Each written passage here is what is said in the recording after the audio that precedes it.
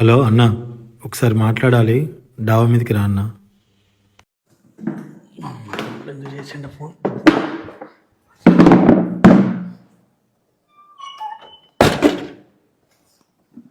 పది సంవత్సరాలు అయిపోయింది ఒకే అపార్ట్మెంట్లో ఉంటున్నాం, కానీ మా వాడు దేని గురించి చేశాడు ఫోన్?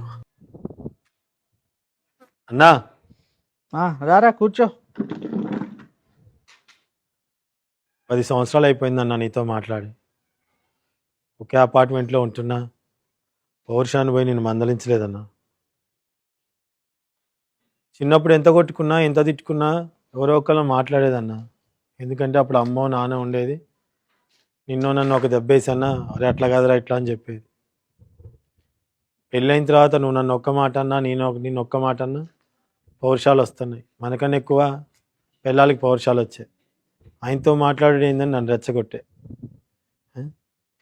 ఇన్ని రోజులు ఫంక్షన్లకి, పెళ్ళిళ్ళకి, పేరెంటాలకి ఎంత దూరమైనవా అన్న. ఇలా నాకు అనిపించిందన్న, లైఫ్లో ఎప్పుడైనా సరే తోడబుట్టిన వాళ్ళు ఎంత ప్రాబ్లం వచ్చినా చిన్నప్పుడు ఎట్లా కలిసి ఉండేదో పెద్దగా కూడా అట్లా కలిసి ఉండాలని. నా బిడ్డ ఫంక్షన్ చేద్దాం అనుకున్నా, కానీ మీరు లేకపోతే ఎట్లా చెప్పన్నా. ఎట్లయినా సరే నువ్వు వదిన ఖచ్చితంగా రావాలన్నా. అన్నా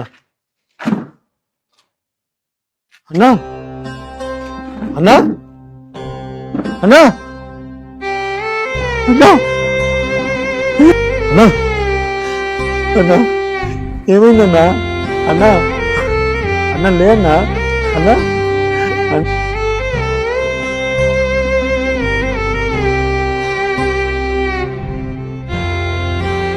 ఏం ఇబ్బంది వచ్చినాయేమో. 10 సంవత్సరాలు మాట్లాడక నేను మాట్లాడినా బాగుండేదేమో. అమ్మ ఎంత కష్టం ఉందో వాడికి. వాడి కష్టం కూర్చొని మాట్లాడుకొని వాడి కష్టాన్ని మనం సాల్వ్ చేయాలి. మాట పట్టింపుల వల్లనో గొడవల వల్లనో దయచేసి బంధాలకి దూరం అవ్వకండి. అవి శాశ్వతంగా దూరం అయితే తిరిగి తెచ్చుకోలేము.